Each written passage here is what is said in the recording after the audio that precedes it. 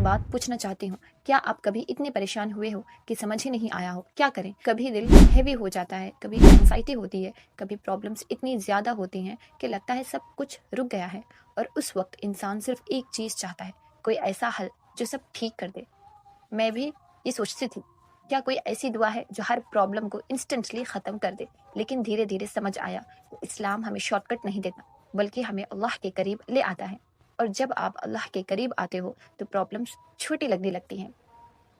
دعا کا مطلب صرف لفظ سے بولنا نہیں ہوتا، دعا کا مطلب ہوتا ہے اپنا دل اللہ کے سامنے رکھ دینا۔ جب آپ سچ میں دل سے کہتے ہو یا اللہ میں تھک گیا ہوں، میری مدد کر، تو یہ سب سے پاورفل دعا ہوتی ہے۔ لیکن قرآن اور حدیث میں کچھ ایسی دعائیں بھی ہیں جو ہر حال میں پڑھی جا سکتی ہے۔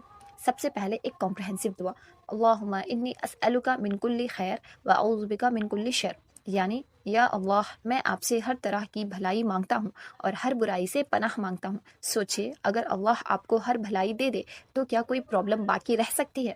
اور جب دل گھبراتا ہے، جب لگتا ہے سب کچھ کنٹرول سے باہر ہے، تو بس اتنا کہہ دیں، حسبی اللہ لا الہ الا ہوا علیہ توکلت، یعنی اللہ میرے لیے کافی ہے، اس کے سوا کوئی معبود نہیں، میں اسی پر بھروسہ کرتا ہوں۔ یہ صرف الفاظ نہیں ہے، یہ ایک احساس ہے، جیسے آپ اپنے دل کو سمجھا رہے ہو کہ میں اکیلا نہیں ہوں۔ ایک واقعہ مجھے ہمیشہ یاد آتا ہے، حضرت یونس علیہ السلام کا۔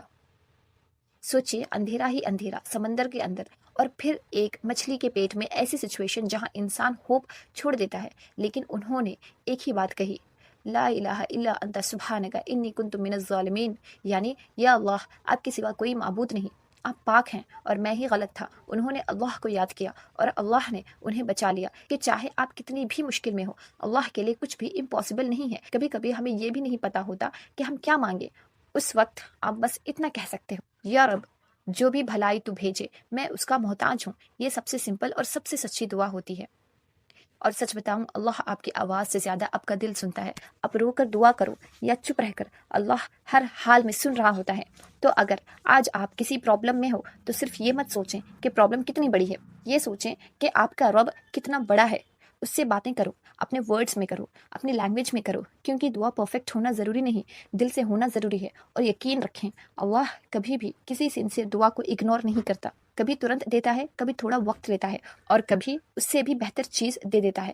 تو آج سے اپنی ہر پرابلم کے ساتھ اللہ کے پاس جاؤ اور کہنا شروع کرو، یا اللہ مجھے اکیلا مت چھوڑنا۔ انشاءاللہ آپ کبھی اکیلا محسوس نہیں کرو گے۔ اگر یہ بات دل تک پہنچی ہو تو اس ویڈیو کو شیئر ضرور کریں، شاید کسی اور کا دل بھی ہلکا ہو جائے۔ اللہ ہم سب کی دعائیں قبول کرے، آمین۔ السلام علیکم ورحمۃ اللہ۔